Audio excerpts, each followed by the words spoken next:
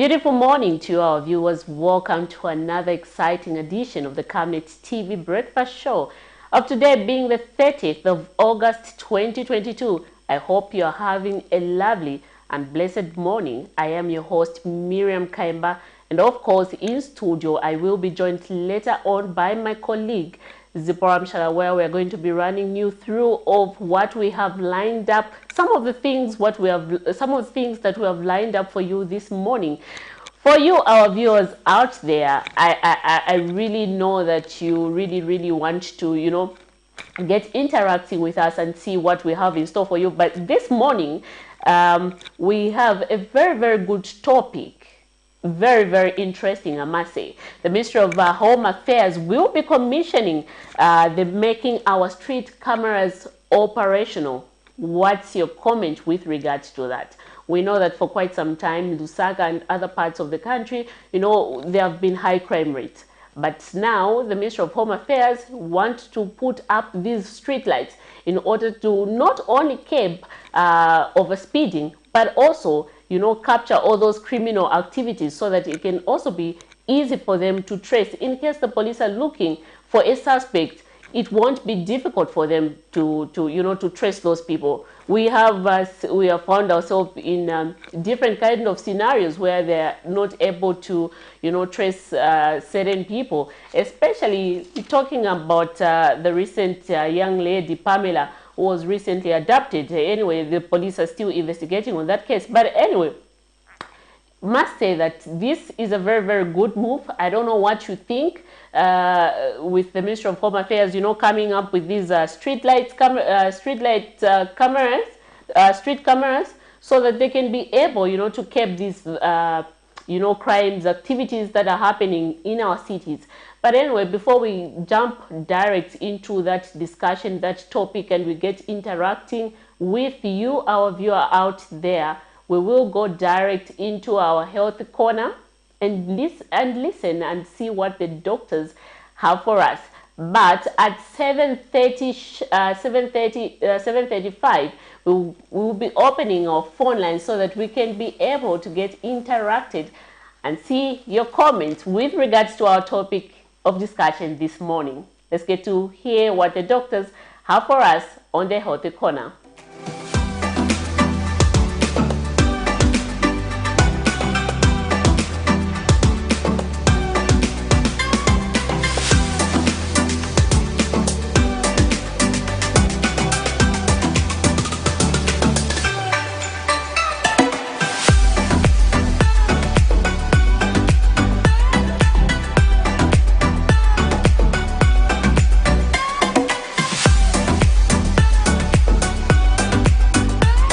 Good morning, viewers, and my name is Dr. Ebedi Sadoki. I'm a public health specialist currently working with USAID SAFE. Today I'm with you and we're going to talk about mental health awareness. I would like to start by just helping us define what is mental health. Mental health is a section of health which encompasses emotional, psychological, and social well-being. It affects how we think, feel, or act.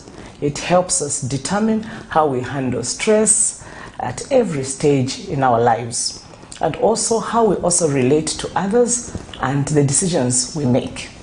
So today I want us to just focus on what it is about, because it's important to us, and it also helps us how to look at patients with mental disorders differently, because these people are usually stigmatized, they're usually abused, both physically, sexually. And I thought that we could create this awareness and know that mental health is important at every stage of our lives. Start with childhood, adolescence, through adulthood. And I would also like to look and understand how the common manifestations of disorders and how and what triggers it in our environment, and how to treat mental health illnesses and prevention of health disorders. This I will come to you in the next few days. But today, I hope that we have understood something, and I hope that even with just the definition, we'll be able to treat our mental health patients differently. So goodbye for now. See you tomorrow when we come and talk about the common manifestations of mental health disorders. Thank you.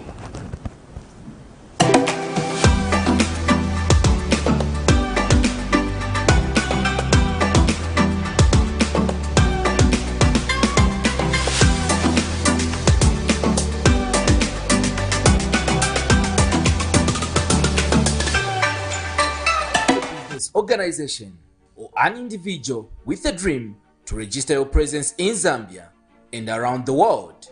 Waste no time, because Camnet Television is offering an opportunity to sponsor any of the following programs: the main news,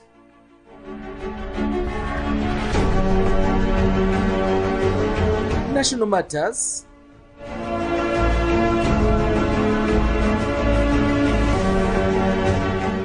breakfast show, the verdict,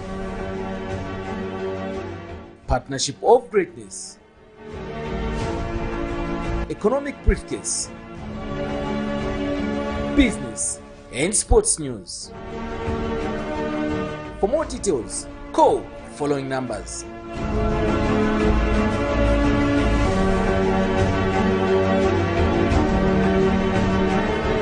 Camnet Television, not just another channel.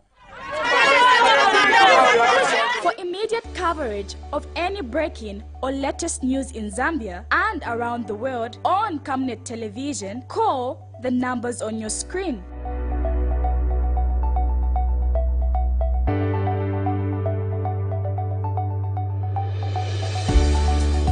Camnet Television, bringing to your screens fair news, impartial news, credible and reliable news all the time. Get the whole truth on Camnet World News.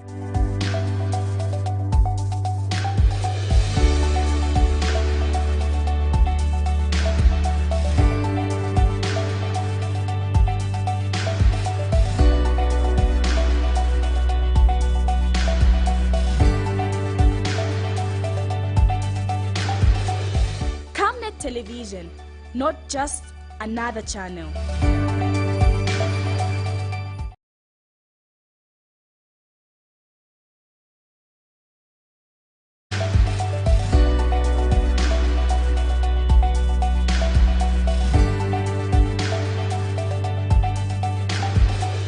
Camnet Television, not just another channel. Welcome back. Thank you for staying tuned to the Camnet TV Breakfast Show. Before we went on that break, we were looking at mental health with the doctors from the Medical Women Association of Zambia, who have continued to bring us those healthy tips. It's very, very good to know that, to engage doctors every single morning so that they can continue bringing us those beautiful tips concerning with regard to healthy issues. But anyway, in case you're just joining us for the first time, please do note that the Healthy Corner is up for sponsorship, just like our next segment that we're going direct into, the money market. So the money market, our foreign exchange for today, the 30th of August 2022, the euro is buying at 15 kwacha 19 ngwe and selling at 16 kwacha 21 ngwe.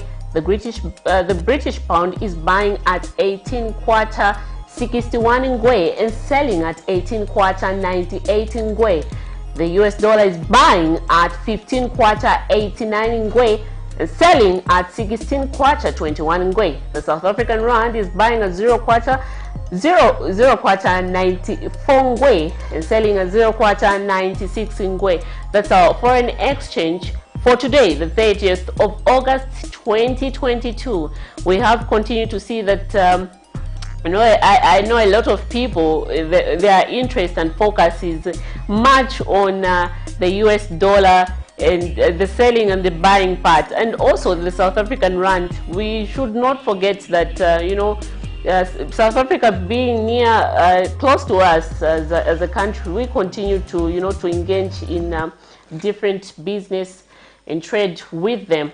But right about now, we'll go direct to our next segment where we are now going to be zooming in our headlines. But before we do that, I mentioned earlier that by 7:35 we will be opening our phone lines, and we are looking at making our street cameras operational.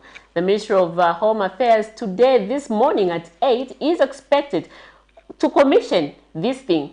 Tell us your thoughts, give us a comment, and those who are watching us live on Facebook, please do drop us that comment, question, and we will be able to read it through. But right about now, we'll go direct into zooming in our headlines. Yesterday, we saw, a family in Siavonga was left homeless after a whirlwind, broke their home and did all those kind of different disaster, left the whole house, weird. I must say, it's a very, very sad situation. But anyway, let's get direct to playing that story, and you'll see on the other side we'll know, and get to interact and talk much about what that story is all about. But anyway, it's a very, very quite sad story out there. Let's get direct into playing that story from Siavonga. This is Mamba area, is to check on the houses that were affected by the whirlwind yesterday. The damage, those houses that were blown off, those that collapsed, and as you can see, like this house, these cracks came about when the roof was about to be blown off. Luckily enough, it was plastered with cement. That's how it couldn't fall.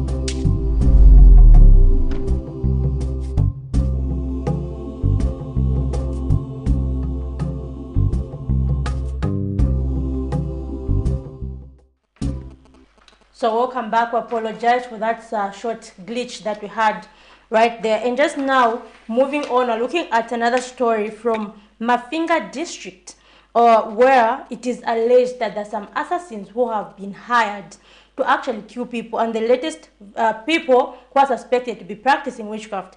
And the latest victim is the village headman, Mr. Emmanuel Mugala, who was actually shot dead by known people and died on the way to Isoka Hospital. Miriam, thoughts on the story?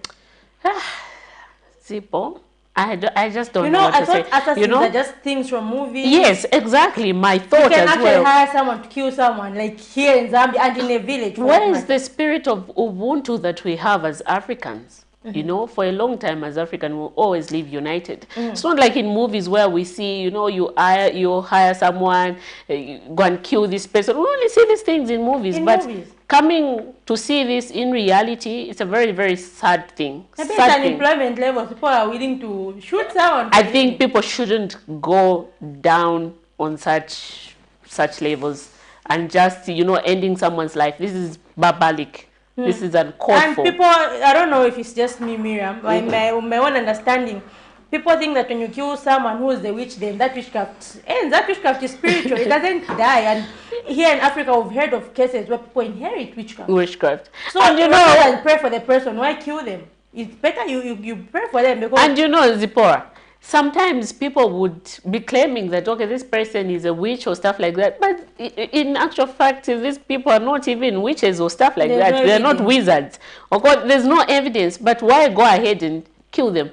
If you suspect they're doing something illegal, illegal activities, why don't you just hand them over to the police rather than taking their lives? Or even to the church. Or to the church, they pray for them. You know, they cast out those demons. You know, last time we had a debate where with Dr. Blenga, where he was saying, no, there's no witchcraft, you know, and we had different people giving their views and stuff like that. But anyway, let's get direct to playing that story and see what that story is all about.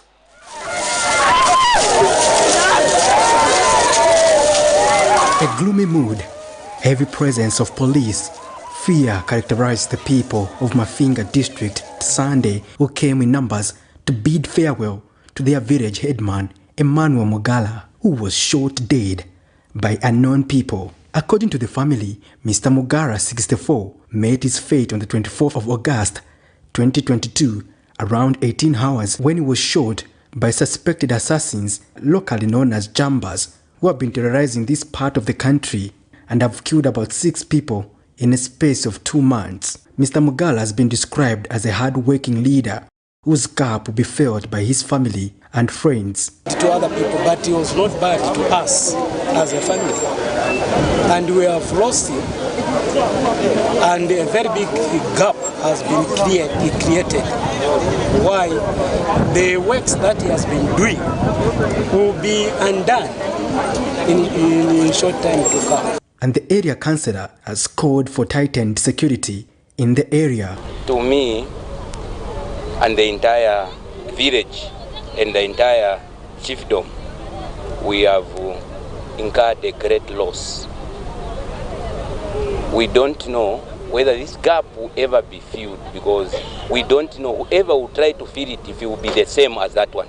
Speaking during the burial ceremony, Mafinga Constituency Member of Parliament Robert Chabinga warned that the vice of hiring killers to eliminate others should come to an end. He has disclosed that 30 police officers have been dispatched to Mafinga to bring the scourge under control. Officer in charge, Gamwasanga to the family, mwachita investigator was part and parcel. Bemieni bonse, abe debanganda, abe shikulu, ngapali nenkoko sendele ni kumu. That is the only way for us of Veriash. Uli onso wishive amajambaze kobekara nabale shitisha abantu na chita offer 50,000 kwache ya Zambia.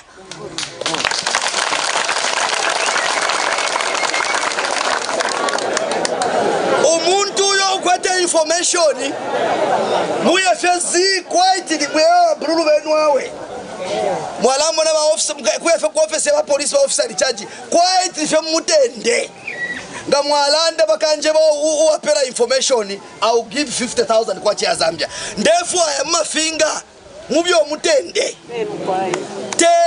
twikale no bakoma kapembe no bakoma uyu Sruonde no bakoma chite no bakoma Edmund Chitete challenge hicho. Community security remains an issue the people of Mafinga want the government to address. Mr. Mugala leaves behind 3 wives and 12 children. Patrick Soko, Camnet News.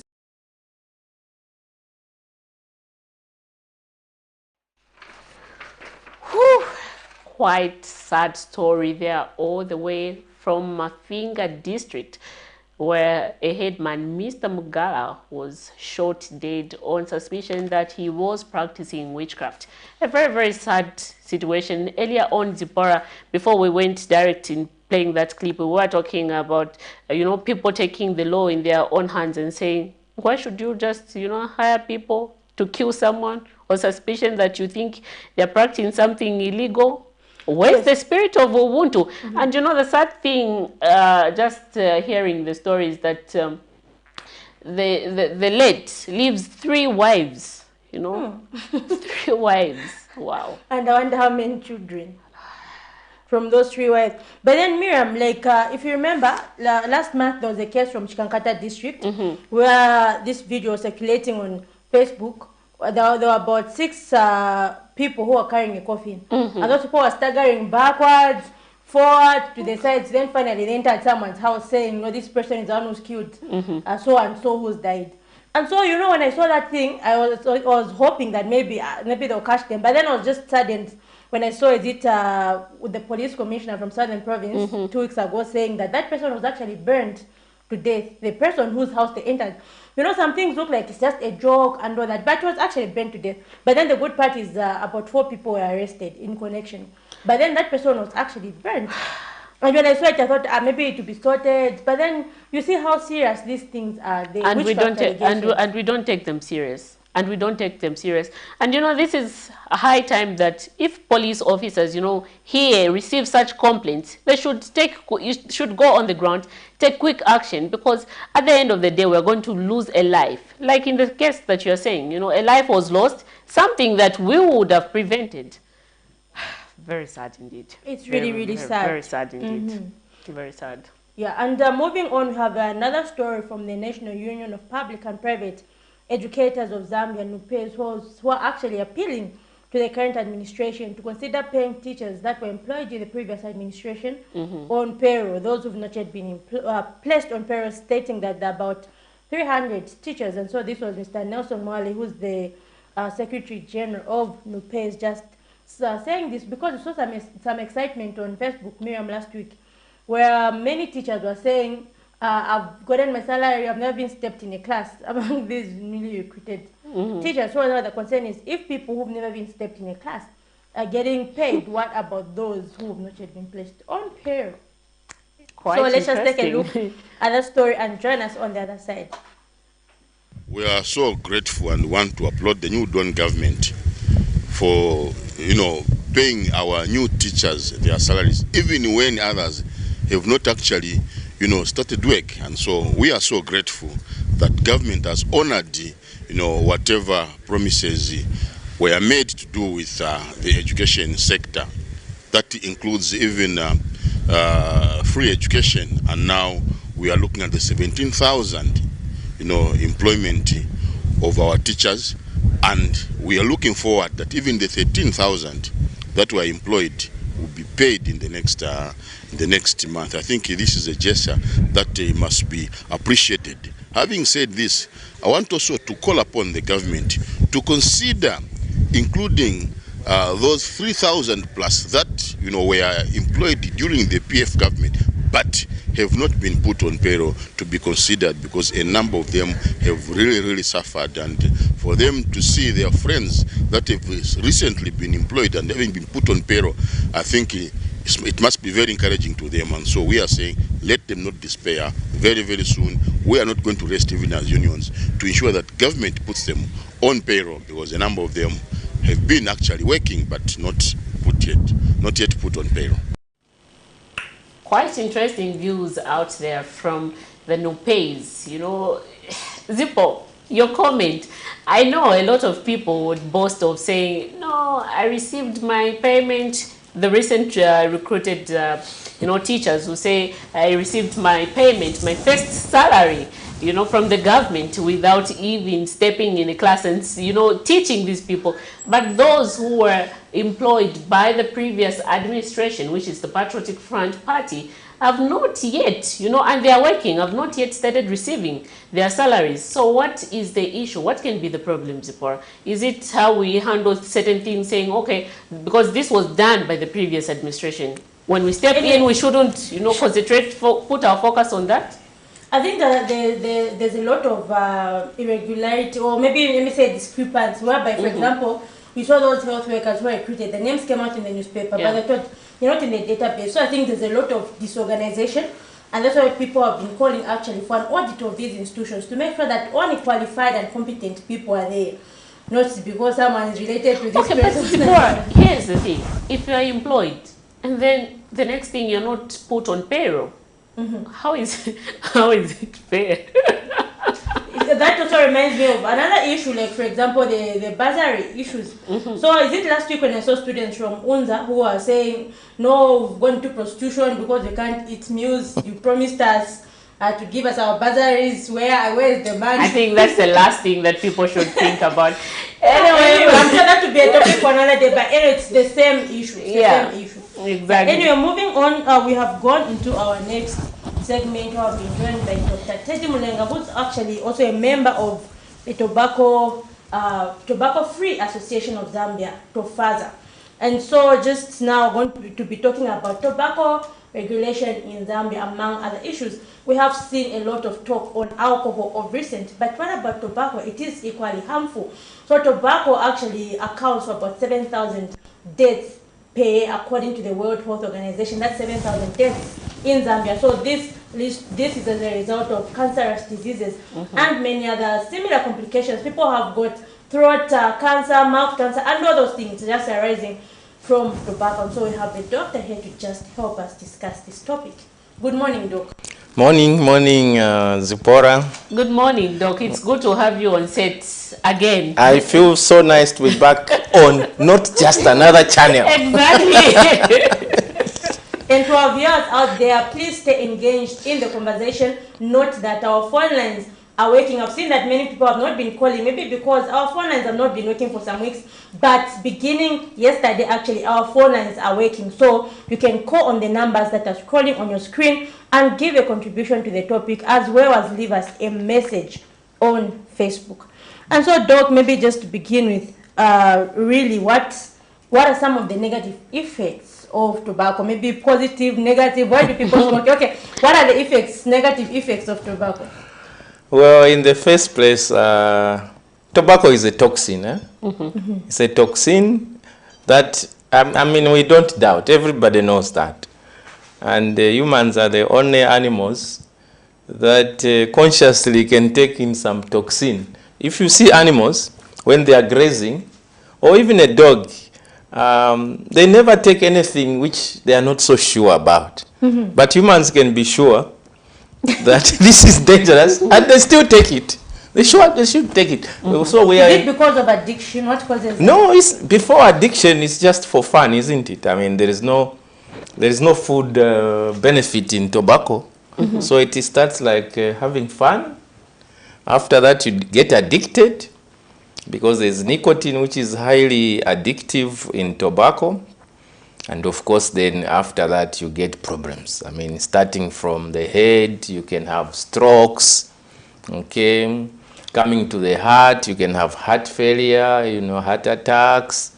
You come to the lungs, of course, they will be black like charcoal and not giving in to the body enough oxygen. You may have what you mentioned, Zipporah, cancer. Right, oral cancer, tongue, lung, throat, stomach, every system, including all the way up to, for males, erectile dysfunction, and for females, infertility because the hormones are disturbed. the hormones which the women release are disturbed due to nicotine effect on the ovaries. So it is a whole package of problems. Looking at the fact that, you know, some of all this disadvantage that you have mentioned of what tobacco brings about, just like banning alcohol campaign that we have seen recently, don't you think tobacco, we should also advocate for tobacco to be banned? Interesting. You know, to tell you, my honest opinion is that I would like a ban on tobacco. I would like a ban on alcohol as well. But, I mean, we have to be realistic. The alcohol and the cigarette industry employs a lot of people. And also kill a lot of people. And kill a lot of people. The issue here is that any strategy that concerns banning backfires. Okay? You create a huge black market. So you can ban today, and tomorrow there will be cigarettes coming from Zimbabwe, Malawi, and there will be huge black market. So total bans usually do not work. So what is the best approach towards maybe ensuring moderation of tobacco? Yeah, the best approach is for the country to adopt the recommendations from the WHO. Which are? It is called the Framework Convention for Tobacco Control. That explains the whole process of production, what you should do to control tobacco, growing, all right? The promotion of tobacco, that they encourage that the packets should not carry any messages. They are encouraging people to smoke or anything. It should just be plain. Okay, I'm just giving you an example. No advert. What about tobacco advert? No, you are not allowed to advertise tobacco. You are not allowed to advertise tobacco near schools or even keep it in shops near schools. So these measures are in the Framework Convention for Tobacco Control by WHO, which Zambia signed in 2008, but has yet to put into a tobacco bill to cater. So that's how the approach should be. It's control, control, and control. And of course, promotion of awareness. That's what we are doing, actually. That's what you are doing, Zipporah. And have we seen enough stakeholders pushing for this bill in Parliament? Have we seen enough stakeholders? Have we seen that aggressiveness toward stakeholders pushing? Or is it now, are they smoking themselves? Yes, so now it becomes hard for them, to have this aggressive desire to push toward this bill. Well, I've seen, you see, the Tobacco Free Association of Zambia has come up with, together with other NGOs, we have come up with a Zambia Alliance for Tobacco Control. That's about 9 groups. So, if you are saying stakeholders, if you are talking about NGOs, they are really for it.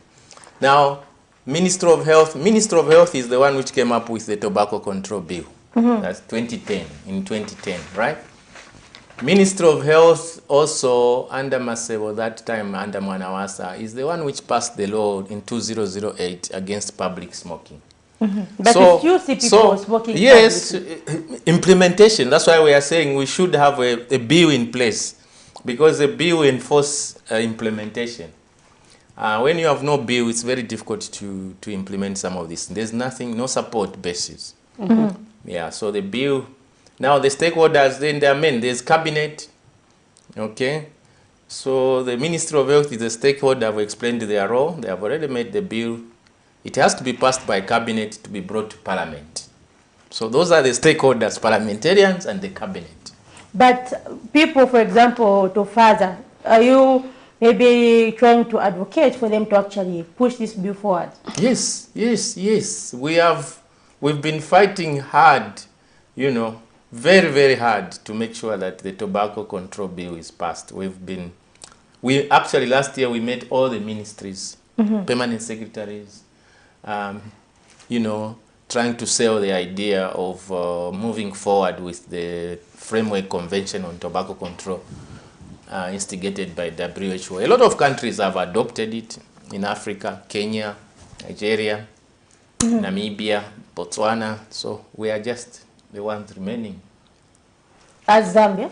Yes, as Zambia, yes. But why, for example, in Zambia, we have, we've seen this smoking of shisha, which was actually seen in other countries, also come to Zambia. Maybe you can just basically explain like how toxic is shisha and should it even be allowed in Zambia?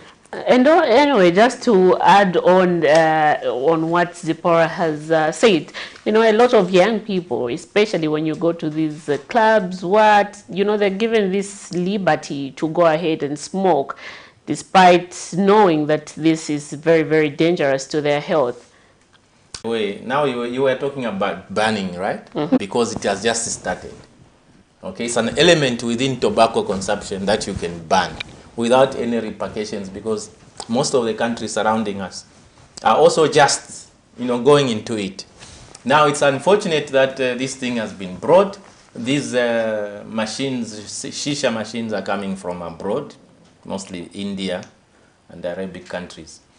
The unfortunate part is that it convinces the young people especially that it is,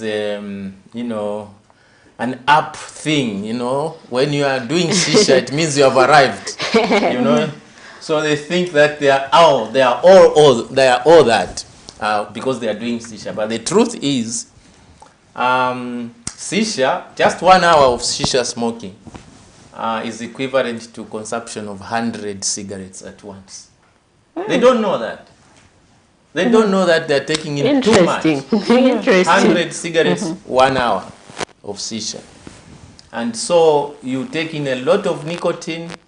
Apart from that, you can get respiratory infections. I mean, you are exchanging that tube. Okay, you can get COVID, you can get tuberculosis, you can get herpes, you can get H. pylori, which makes stomach ulcers, infections. Because they're exchanging saliva. They don't have a lot of those tubes where everybody has got their own tube. If you have seen the young people, this one pulls, gives the other one. The other one pulls, gives the other one. And they are all so into it. But it's not a nice one. And I would actually ask the government, perhaps we should stop importing this equipment and probably ban the use of shisha in clubs and nightclubs. That one is doable. It's a small As we try to push for the maybe regulation of regular cigarettes. Regulations? I'm saying you want us to ban, you want the country to ban as we push for the... Yes. Because as I've said, 100 cigarettes at one go, going into you, and you are 21 years, 22? Sometimes you find as young as 16, 15, because this is the new model thing they see their friends doing, and then now we can also do it. Yeah, it's unfortunate. It's something that we think should be banned immediately. That one is doable. Let's talk about nightclubs. These clubs which allows young people, to have access to such kind of, things. Let's talk about, government putting in or enforcing certain policies. The sad thing about our country is that sometimes we even have regulations in place, but enforcement is what we are lacking. For example, what time is alcohol supposed to be sold?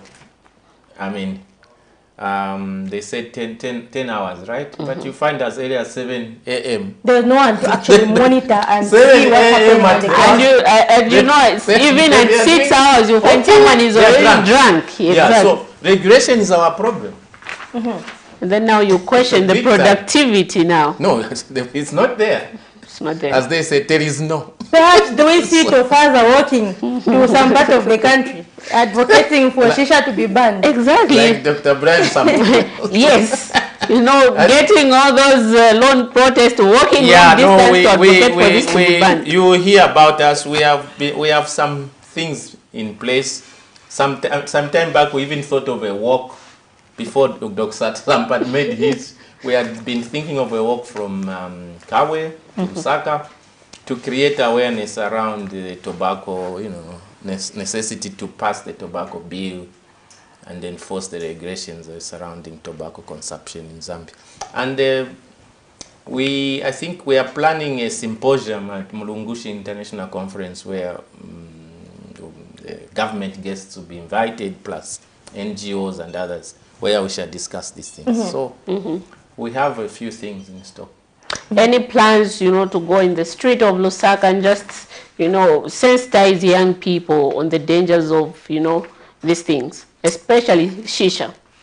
Yeah, we are thinking of that. In fact, we had been wanting to make a public demonstration of cleaning the environment by picking up cigarette butts at malls where the people are concentrated. So we have such kind of things in the making, in our plans, yes. In case you're just joining us, we are discussing tobacco regulation in Zambia with Dr. Teddy Mulenga, who's actually from the Tobacco Free Association of Zambia. So join us in the conversation by calling us on the numbers that are scrolling on your screen, or leave us a message on Facebook. Should tobacco be banned in Zambia? How best can tobacco be regulated? And also, you can also give a comment on the issue of drug abuse among the youth, which is leading to a lot of unproductivity.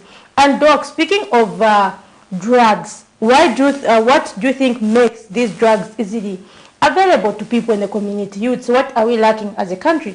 Just about 2 weeks ago, my colleague Miriam did a story from Kanyama, where the young man, how old is he, Miriam? He's 27. 27 has actually run mad because of drugs. So you find that these drugs are easily accessible. Apart from tobacco, we also have drugs. What do you think we're missing as a country? What makes it so easy to access drugs? We saw another case in Salama Park where it is alleged that the young man was taking some drugs and allegedly murdered his parents. Why is it so easy for anyone to find these drugs? Oh, well, first of all, what makes it possible for young people to gravitate towards drug taking? I think we lack things that would engage them, okay? They are not working, most of them, after school. They don't have amenities, entertainment amenities, like cinemas, gyms, and parks, play parks where they can assemble. They don't have football fields in the compounds where they can play football easily, you know. So we have moved away from providing them with what to do, and they have filled the void. Okay, they have filled the void by going into tobacco consumption, going into drugs, because we haven't given them much to do after they finish school. That's why my suggestion here is that after school, all these young men who are just loitering around and young ladies, those who are not in college, my suggestion is we take all of them, take them to Zambia National Service camps, big ones, right? We teach them carpentry, joinery, building, and everything else. And also they start producing us food. You understand? Do you think we should make it compulsory? Yes. Like it was, whereby people go to ZNS after school? Yes. Not generally. I'm talking about... I thought we have a caller. Okay. Hello, good morning. Hello, good morning. Good morning. You're through to the Camnet TV breakfast show. Yes, please. Who are we talking to this morning? We are talking to Tembo. Please go ahead, Mr. Tembo, with your contribution. Yeah. When you look around, I'm 25 years old, but a lot of doctors, you ain't one that outside Zambia, even in Europe, there's no stigma. So, this is a certain type of our doctors to stop smoking. The people can show your face. In the Casimena, that will make a problem. Okay. Thank you. Miriam, I don't know if you heard. I think he was saying, from what I heard, he's saying a lot of doctors here in Zambia smoke too much. Hence the need for them to stop, because these are the people who should be in the forefront advocating for people to stop smoking and banning, you know, cigarettes on the market. And it actually destroys productivity, really. Exactly. Although I once did it internship at a certain place, although I won't mention the name, but the supervisor there was actually smoking the whole time, just smoking continuously, and you find that behind the building there were a lot of cigarette butts. You think maybe there's a shop, and you find this was the supervisor, and they never even really cared about what you're doing and all that. So it destroys productivity. It's an addiction. And you know, again, people would just be smoking their dog without even, you know, caring or considering that there's a next person beside me who does not smoke, and then passive, yeah. Okay, maybe just also acknowledge the caller, maybe your response to the caller. What exactly, Ruth, what was exactly his concern? His concern was that a lot of doctors here in Zambia are the ones who smoke too much.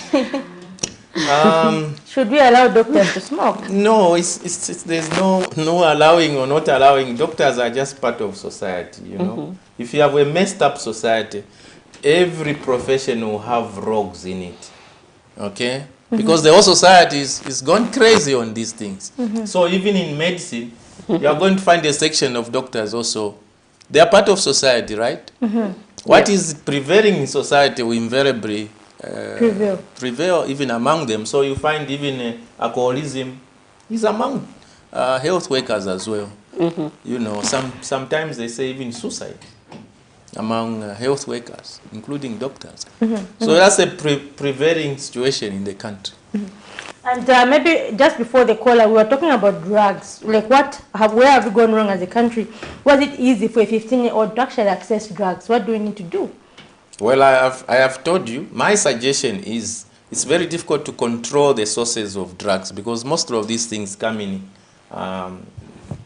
you know, in uncontrolled fashions. They are on the black market, so it's very difficult. My suggestion is sweep all these young men and women, get them to national service. There will be no drugs there. Where are you going to get drugs? You'll be locked up in a... Not really locked up. Should we make this to be a compulsory thing, that when everyone completes their secondary school, which is grade 12, direct they go to ZNS? No, that would be costly. Again, it would result to what we went through, that we had to stop it. Because then you start looking after people who can look after themselves. I'm talking about those who do not have places in colleges, those who do not have employment, those who are just running around.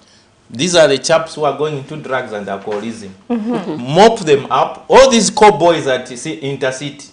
All those boys who are making noise. Hey, you are going to Livingston. Pushing you to go to Livingston when you are going to Copperbelt. Mop them up. Take them to national service and make them produce us food. There will be no time for drugs. They won't have chance. So that's one solution. Very, very interesting. And maybe just for someone who's wondering out there, we've seen a lot, especially among boys, like what are some of the signs that this person now is taking drugs? What are some of the things to look out for? I think we have a call as Zipporah. Just hold your thought. Hello, good morning. You're through to the Camnet TV Breakfast Show. Who are we talking to this morning? Kindly speak up.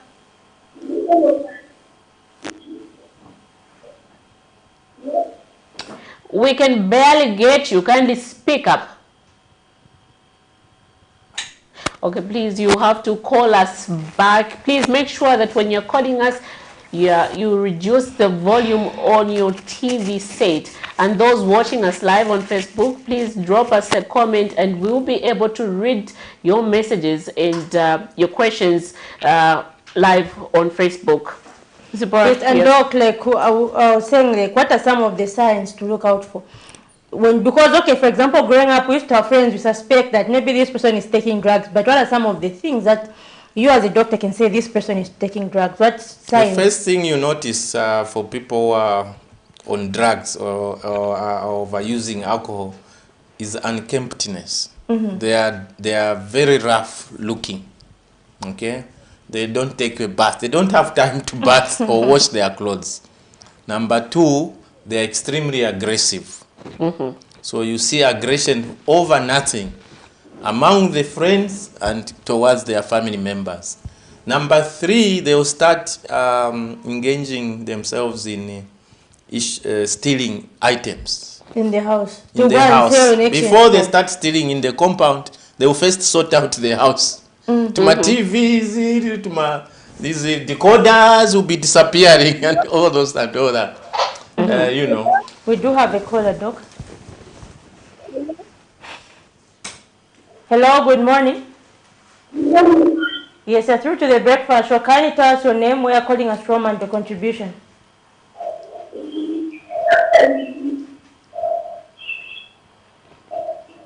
You're not clear. Please call us back.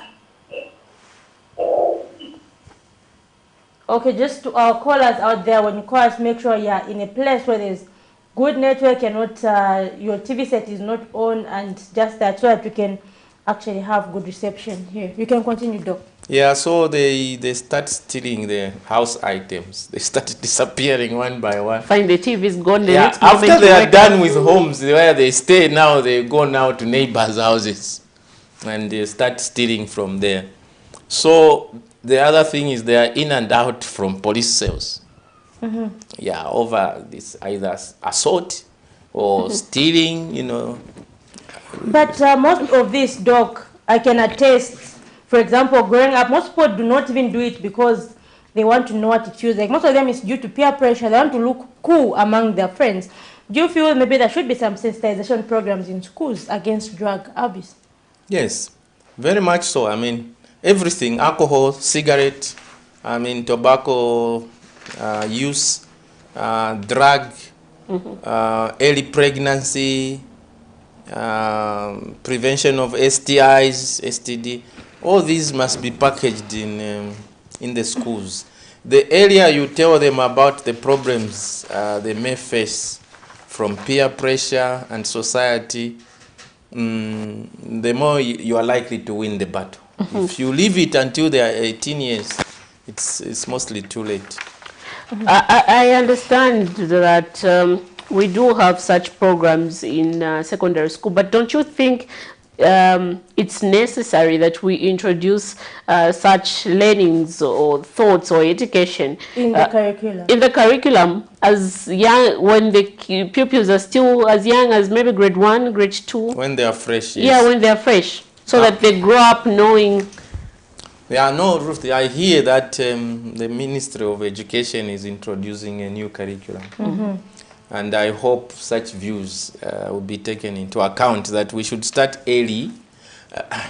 At any age, you can package your message. You don't have, people fear, for example, sex education.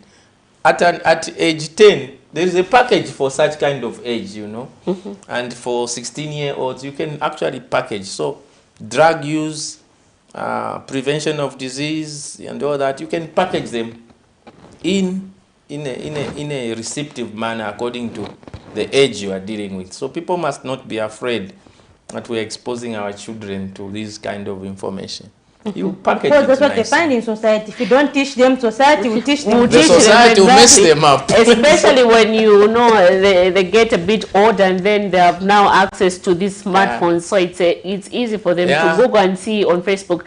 But Doc, we have seen areas, compounds like Chivolia and Mrs., you know, we have continued recording these high cases of drug abuse amongst the youths. What do you think we're not doing as a country? I know for quite some time, you know, we have officers going there to render people there, people arrested and stuff like that.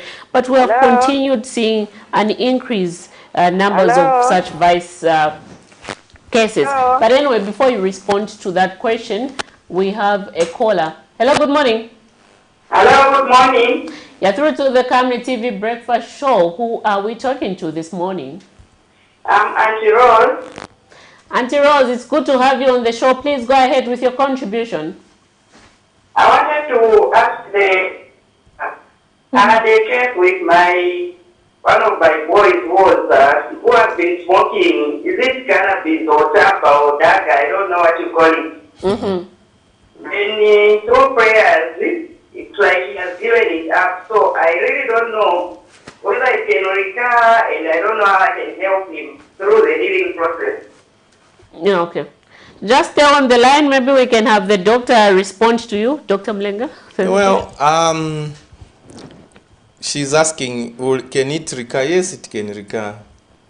Because until you sort out the source of the problems, is it the friends he's keeping? Where is he getting that kind of thing? Is it peer pressure? So if you do not sort out the origin of the problem, it can recur. If it does, what you do is take your child to drug enforcement, DEC. There is a branch. It's not just for education. You know, it's not just for corruption. You know? Yes. Yes. You see, there is a branch there where they do testing for the drugs in urine, and identify what is the exact drug if you are not so sure, and then from there they refer you for counseling services. So counseling services are available. Unfortunately, if I mention the place, people who opened up their eyes in surprise at Chinama. Because this is a psychological problem. So people should not fear that they are going to Chinama, they are mad. No, no, no. We have branches there for counseling, and so such a child needs counseling. Okay, I hope you have gotten one or two advice there, Auntie Rose. Were you able to get something from Dr. Mlenga? I did, but I'm just trying to find out that he looks to be stable as at now. So I don't know. Looking at him, he's now a normal child. So I think he said all those issues. So if you go to the Drug Enforcement Commission for counseling services there, they'll best advise you as they'll conduct tests, and then you can also get, is it further counseling at Chinama, not that is mentally unstable, but that is where you the DEC actually refers cases. But for this child, she says he's stopped. Yeah. All I'm saying is that make sure that maybe doesn't have friends still hanging around who are going to convince him to go back to the vice. Okay. Yeah. Okay. Look around who is he's playing with. Are they still doing the same things? Of course, it will be difficult for you, but just look around what surrounds him. That's what can make him to go back. All right, thank you very much, Auntie Rose. Thank you. Thank you so much. Thank you. Thanks, Ella. All right. Very interesting. Very interesting. And you know, this issue of drugs, it's common, Miriam, in many households. Yeah, like I mentioned earlier, before we received before we received that call, that compounds like Misisi and Chibolia, we have continued recording such high numbers of young people abusing drugs, despite law enforcers going there, arresting people who are found wanting, but nothing is changing. What should we do next? Right. When you want to put down a tree, you don't start plucking the leaves. It won't come down. So you sending the law enforcement into Chibolia and Misisi, Ruth, you are plucking the leaves. You are not plucking. You are not going to the root cause of the tree, which the roots and the stem. So what are those roots? It's poverty. Poverty levels in Misisi and Chibolia. What are those young men and women staying there doing? Nothing. They just wake up and start looking at the sun. That's it. So unless we take them out of poverty, and that's not easy, you understand? Look, when I have stayed in some countries where there are no compounds. When I was doing medicine in Russia, for example, I was surprised. Moscow had no compound. So these things are doable. I don't know if Zambians realize that. You can actually build houses for those people. 1-bedroom, 2-bedroom flats. These countries have managed to do that. We never saw compounds in Russia, for example. How did they manage? They started building small flats and giving people. You take them out of poverty, you solve the problem a little bit. In a way, you solve a problem. So as long as poverty levels are very high in our Misisi and Chibolia compounds, we still get high use of alcohol, drugs, because that's where the relief they get to forget the hard times they are going through. They believe they have to get drunk, they have to get high, because they stop thinking until the next dose. So poverty levels. Yeah, and let's also talk about maybe how are these tobacco companies, back to tobacco, how are these tobacco companies conducting themselves in Zambia? Like, in what ways are they actually evading tax? I am not qualified to talk on whether they are evading tax, but I think the Tobacco Free Association of Zambia wants to... Okay, we have met the Ministry of Finance over tobacco tax. Our fight is that tobacco must be highly taxed to prevent... WHO says up to 75%. We are about 20-something, okay, on taxation. I don't 27 or something. And so what we are fighting for is that the next budget, that the tax is increased. Why? That will make the cigarettes expensive, so that our young people, you know, are not easily able to buy the cigarettes. How much is a cigarette right now? Anyway, I don't know. The last time I checked, or the last time I saw, a packet of 20 is about 20 kwacha. That's is it Peter? What do they call Whatever. Peter? Peter from the Bible. What do they call Peter? Exactly. Why do they call and you Peter? know, if you name someone Peter, your name is Peter. What do they call It's so unfair. You know what I mean? The word in Judas. All right, let's go with James. Let's go with Judas. or Ruth. No, let's go with Judas. A packet of Zipporah. A packet of how much is that? 20 kwacha. That's so 1 kwacha per cigarette. Yeah, 1 kwacha. No, about 2 kwacha. 2 kwacha. If it's a cigarette, Oh, single yes, cigarette. yes. Yeah. Yeah. So there's quite a. It's quite cheap. It's quite cheap. Yeah. So once we raise the tax, the cigarettes become expensive. The children will find it very hard to buy the cigarettes. You reduce the population that is accessing the cigarettes by increasing taxation. 2, you make a lot of money so that you pump it to the cancer hospital in Lusaka to treat lung cancer, which is being caused by cigarettes. So you get that money, pump it back, because right now we are using about 1.2% of the GDP in treating tobacco-related ailments. 1.2%? Yeah, of the GDP. So that's a lot of money. Those are billions, right? On tobacco-related ailments. That's cancer, emphysema, chronic obstructive airway disease. We have another caller, Doc. All right. Good morning. Hello, good morning. Yes, Reverend Mandela. Oh, good morning, Reverend. How are you? I'm going to be here now. No, we're fine. We're fine. Go ahead with the contribution. Thank you so very much. Good morning, Dr. Good morning, Reverend. Thank you very much. First of all, let me start by saying that with what Dr. Mandela did look to as maybe part of the solution to what we also do rather than by the young generation, maybe with the older generation as well. By maybe trying to help them to empower, for example, the issue of reconstructing these compounds, like Chigoda, etc. By maybe developing and breaking them, which I think there was a proposal in the paper that we created, just as this when the former president, these two former presidents, President Michael then the infrastructure minister said that I think there needs to be such a process. I don't know why it doesn't have to say, but I think that would be one of the solution. But I think it goes beyond the government, because some of these issues are also to do with that from our own, I think, standpoint, these issues that are very important. First of all is the mindset change by the general populace. I think it's important that there is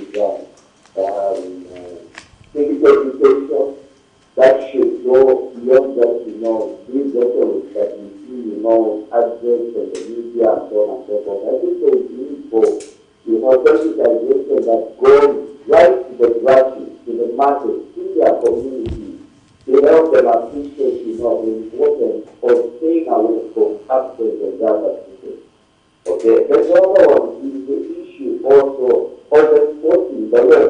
I think I raised that issue when I visited regrettably, I think that getting a platform as a government, I think that this is the fact that, you know, at one point there was a raid in Shibuya. I don't know whether it was done once or twice, but there was some type of serious raid there to try and, you know, deal with the issue of gravity in that particular area. But then, you know, these are things that are done sort of for like legal dresses, where, you know, they do this once in a blue moon and then, you know, they don't see just to get back to, you know, business as usual. You know, and this is where I think our leaders, especially the government, should be able to take a proactive approach to this issue, not a reactive approach to the issue. When, you know, people begin to complain and so on, there's crime and every religious activity is happening, and then the first time they make the, you know, level that, you know, begin to endanger, you know, society at large. That's where, you know, you see government officials and even, you know, the law enforcement agencies trying to make it. We currently have a case that, you know, has been sort of given some leeway and support by the government. And when people are calling the law enforcement commission, it takes a very serious approach to go by ensuring that, you know, these communities that are traditionally known as, you know, areas where these activities, you know, have been active, to move it and ensure that they begin to eradicate these issues. That should be a constant, you know, program where it's not just done around office, but there should be a program that should be outlined to see how they begin to not only forget of these substances into the can help, you know, these people that are abusing these substances, you know, appreciate the need for them to get out of it. Because that is just affect them as individuals. But when they consume these substances, it does affect the people around them as well as the community in general. So I think for me, it is the issue of mindset change, but also enforcement of the law. Even as these other factors are also, you know, applicable, like the one that the community did, I won't mention the rest of other things, including the issue of dynamic, because I have a case of two nephews of mine that personally I was part of, you know, taking to dynamic, and we did play our part. But therefore the institutions themselves, and at least the staff there, there's need for them to see that engage with, you know, some advanced, you know, knowledge in terms of approach. Of course, they are plenty of parties to do appreciate, but they need to stay enhancing. And also, I think the treatment or the medication, as well as also the security aspect. Because I'll tell you one thing, one of the challenges we had with my nephews was that, you know, the security there was poor. Once we left them there, they are there, and the also began to do their treatment and all that, we find that it was difficult to get out and find themselves, you know, back home or in the streets and things like that, which is another problem. Because then you are not helping to resolve the problem, because if also the system where you are supposed to take them is not watertight to ensure that those that are taken there are fixed there, and at least ensure that once they are released from there, they become better, you know, members of the society. They can easily fly back to where they're coming from. Then the pattern isn't being managed properly.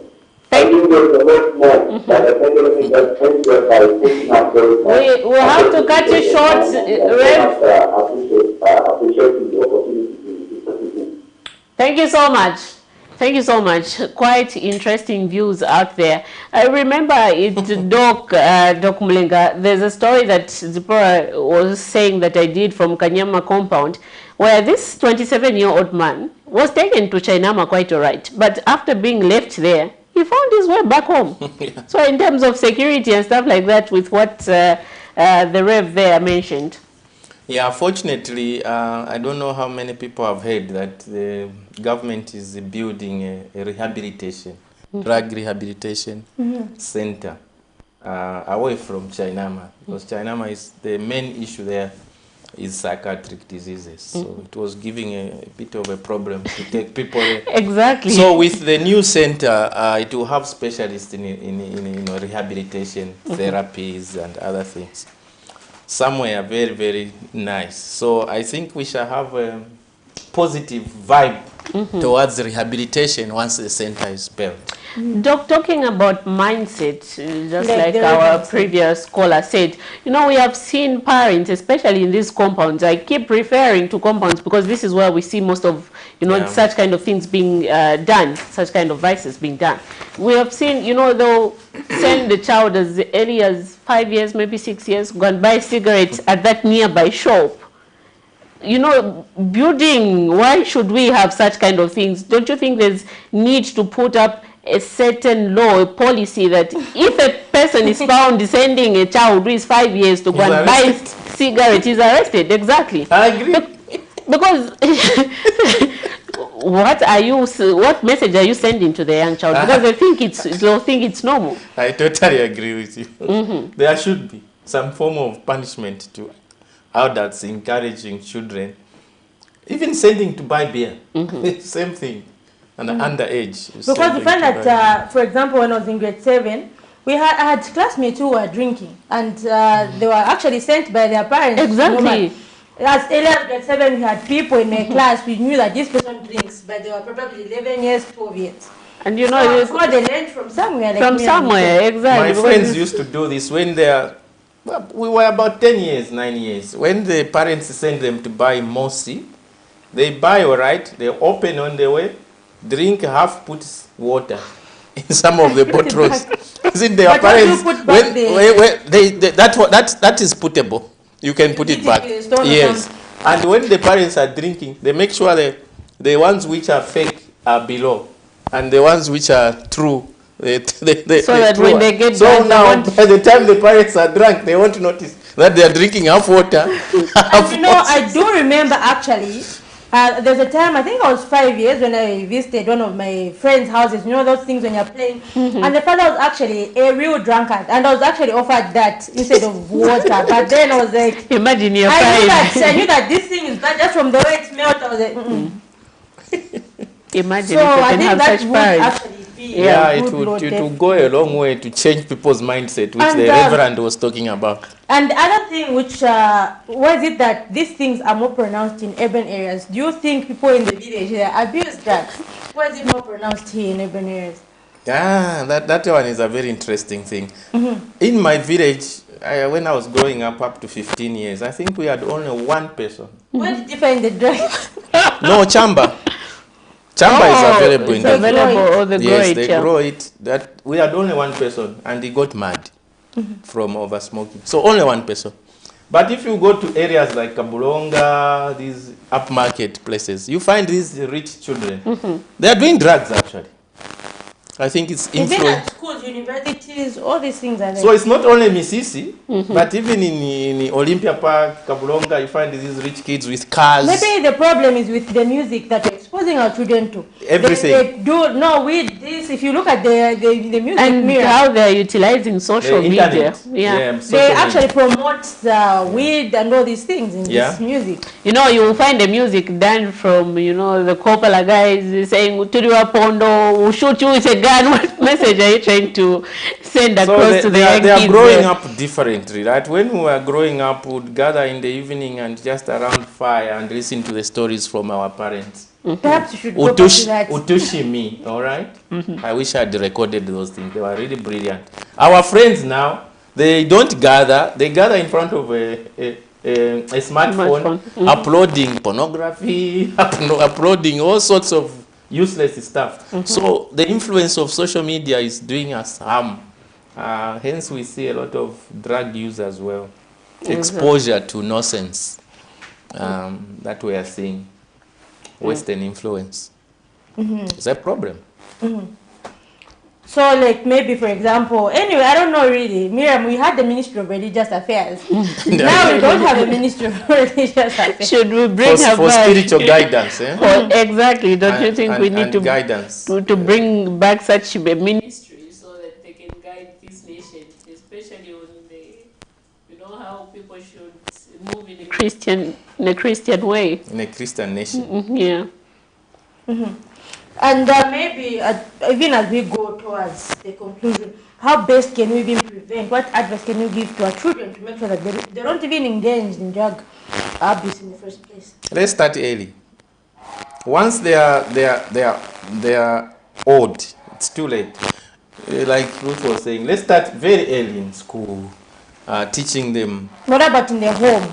In the home I mean, setup? everybody should understand how to treat a child, how to relate to a child. I mean, if you are a proper parent, well brought up, you won't expose your child. You won't expose your child to possibilities of downloading, you know, all these useless programs. Parents should have control over their children. Look at whether they have done their homework that day. They sleep early. I've seen parents leaving a child watching the DSTV up to 03 hours. And then they have gone to sleep. And they have gone to sleep. And the child now goes to other channels. There's no child lock. You understand? So these kind of failures are very regrettable indeed.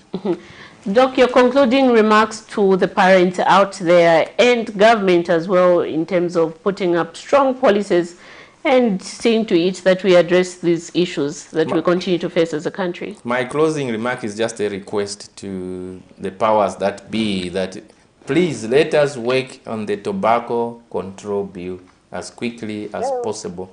Bring it to Parliament and pass it so that we can get hold of tobacco production, regulation and sale. We do have a call, Doc. Hello, good morning. Good morning. You are our last caller on the Camnet TV Breakfast Show this morning. Please tell us your name. You are our last caller on the program this morning. Please tell us your name and where you're calling us from, and go ahead with your contribution. Okay, I wanted to ask, is shisha also being regulated by the Tobacco Board? Doc, you can respond to that. The shisha which is coming into the country is not under the regulation of the Tobacco Board of Zambia. It's just a business gimmick, bypassing all borders and everything else, except that I'm calling from Kapiwe, Ruxana. I'm asking, is shisha also regulated? Okay, this is what the doc is trying to respond right now. Are you able to get us? Okay, I'm sure you can just respond directly. Okay, I'm sure you can just respond directly. You'll be able to get Ruxana, the yes. Kafiwe, actually. I was saying it's not under the control of Tobacco Board of Zambia. This is a new kid on the block. Some businessmen just went abroad, they saw the things, started importing them. By the time we woke up, we found the things are in the nightclubs. It has nothing to do with Tobacco Board of Zambia. Yeah, that's why I am urging the government to ban, so basically the answer is ban the use of shisha. Regulated. It's not regulated. In fact, it should not even be regulated. It should just be banned before and they then spoil tobacco it. should be regulated. Tobacco must be regulated. It should be banned, but we know that it's not possible. Okay, so we are offering a workable solution that let us control the promotion, advertising, distribution of tobacco and the use of it. Okay, so if to our caller out there, I'm sure you've heard shisha is not regulated right now, and so is tobacco. Tobacco is also not regulated, but then this is what Tofada is actually calling for, stating that shisha should be banned and then tobacco should be regulated, and one way you can actually regulate tobacco is by increasing taxes to make it out of the reach of most Zambians. And Doc, even as we conclude, right now we were saying a pack of pita is at 20 kwacha. How much, what price would you advocate for it to be? To make sure that maybe many people don't buy it. Should it be at 50 kwacha? What would be your advocacy? Now imagine if we do the tobacco tax at 75%. Right now it's about 20 something and the cost is 20 kwacha. So that's up to 75, you are talking about 40 increase, 45, okay, a jump. So you are talking about 3 times the price of what it is today. That's what it would be around if we increase the tobacco tax to 75%. It will be 3 times what it is costing today. And then at least for you. And to which child is going to manage something like 60 kwacha a packet? Zero. And those who manage, we shall make money out of them and send it to cancer disease hospital to buy drugs. It's actually a good idea. And your concluding remarks, Doc. Let us pass the tobacco control bill as quickly as possible. Let us ban the use of shisha. It is wreaking havoc among our children. It is not useful. It is not participating in anything good in our country. That's what I can say. And to our viewers out there, we had a very, very fruitful conversation on tobacco regulation in Zambia, as well as drug abuse. Like we said earlier, the talk has been on alcohol, but today we're looking at tobacco and drug abuse. To our callers out there, thank you very much for staying engaged on our program. And remember to join Patrick Soko and Sharon Kalimbula tomorrow as they take you into politics. Miriam? Very, very interesting, quiet program we had this morning, Zipporah. You know, a lot of people would say, but why ban tobacco, ban what? You know, we have all these different views and debates surrounding the two issues anyway, but this is where we come to the end of our discussion and our program this morning. For me, Miriam Kaimba, and my colleague, Zipporah Mshala, it's bye-bye and God bless.